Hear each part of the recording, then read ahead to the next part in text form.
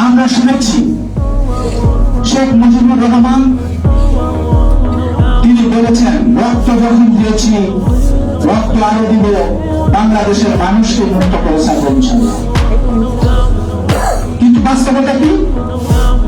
দীর্ঘ 9 মাস রক্তক্ষয়ী সংগ্রাম হল শেখ মুজিব পরিবারের একজন সন্তানকে সে বুঝে যে ব্লেডে কেটে 1 ফোঁটা রক্ত বের হয়েছে, এরকম কোন ইতিহাস বাংলাদেশের মানুষ জানে না। এই মিথ্যাচার করতে করতে মহান আল্লাহ তাআলা সেই মিথ্যাকে কবুল করে নিলেন। 1975 সালের 15 আগস্ট জাতি গোষ্ঠী, একদম বড় গোষ্ঠী শ্রদ্ধা রক্ত দিয়ে সেই মিথ্যাকে সত্যতে পরিণত করলেন। দীর্ঘদিন পরে বাংলাদেশের মানুষ তার উত্তরসূরি ফ্যাসিস্ট শেখ হাসিনাকে একটি সুযোগ পেয়েছিলেন। তার পরিণামটা কি হলো? 1924 সালের 5 আগস্ট আপনারা দেখেছেন, এদেশের তরুণ, শিশু, মেহনতি মানুষ, কৃষক, শ্রমিক কেউ বাদ নাই, প্রত্যেকটি মানুষকে রক্তাক্ত করে বাংলাদেশের ইতিহাসকে কলঙ্কিত করেছে এবং আবার গোষ্ঠী সূত্র বাংলাদেশ থেকে পালিয়ে যেতে বাধ্য হয়েছে। দীর্ঘ 17টি বছর বাংলাদেশ জাতীয়তাবাদী দল এই ফ্যাসিস্টদের বিরুদ্ধে নিরলসভাবে সংগ্রাম করে যাচ্ছে। হাজার হাজার মানুষকে নিহত হয়েছে, জীবন দিতে হয়েছে, লক্ষ লক্ষ মানুষকে, প্রায় 60 লক্ষ মানুষকে জীবনের সবচেয়ে গুরুত্বপূর্ণ সময়কে জেলে কাটানো হয়েছে। এই পরিস্থিতির শিকার হয়ে যখন আমরা বাংলাদেশ একটি সুন্দর দেশ হিসেবে গড়ার জন্য সুযোগ পেলাম, তখন আমরা কি লক্ষ্য করলাম? 1971 সালে পরাজিত শক্তি জামাত, শিবির, রাজাকার আবার নতুন করে বাংলাদেশকে প্রকৃত রাষ্ট্র পরিণত করার জন্য নতুন ষড়যন্ত্র শুরু। বন্ধুরা আমার, যখন বাংলাদেশের মানুষ সবাই এক কাতারে এক বাক্যে বাংলাদেশের স্বাধীনতা, সার্বভৌমত্ব রক্ষার জন্য আধিপত্যবাদী ইন্ডিয়া এবং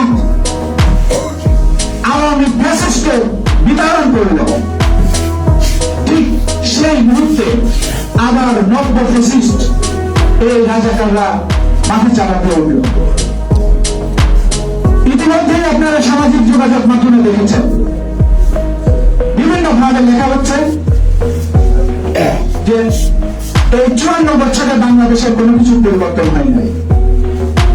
বাংলাদেশের অনেক পরিবর্তন হয়েছে, শুধু পরিবর্তন হয় নাই, 71-এর প্রকৃত স্বৈরাচার এই স্বাধীনতা, সার্বভৌমত্ব বিরোধী জামাত, শিবির, রাজাকারদের 71 সালে যে অবস্থায় ছিল এখন সে একই জায়গায় রয়েছে, তাদের কোনো পরিবর্তন নাই। বন্ধুরা আমার, এখন সময় এসেছে বাংলাদেশের সার্বভৌমত্বের বিরুদ্ধে এই শক্তিকে সমূলে উৎপাদন করা এবং তাদের যোগ্য প্রাপ্য দিয়ে তাদেরকে বাংলাদেশের রাজনীতিতে প্রচারণ করা।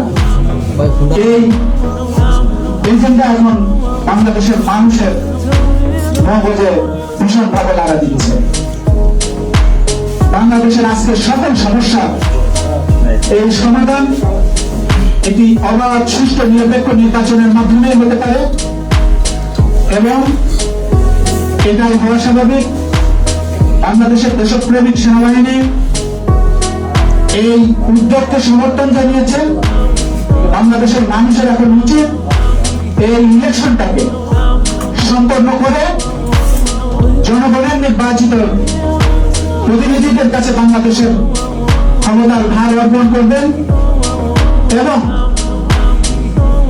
এই নির্বাচনের মাধ্যমে নির্বাচিত সরকার অবশ্যই এই জামাত শিবির রাজাকার স্বাধীনতা বিরোধীদের ব্যাপারে একটি উপযুক্ত সিদ্ধান্ত নেবেন।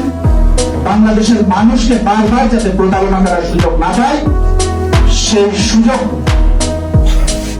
আর যেন সৃষ্টি করা না হয়, তাদের জন্য উপযুক্ত একটি বিচারের ব্যবস্থা করে বাংলাদেশের মানুষকে মুক্ত করবে এই আশাবাদ ব্যক্ত করে আমি আমার বক্তব্য শেষ করছি। বাংলাদেশ জিন্দাবাদ, বেগম খালেদা জিয়া জিন্দাবাদ, তারুণ্যের রহমান জিন্দাবাদ, শহীদ রাষ্ট্রপতি জিয়াউর রহমান অমর।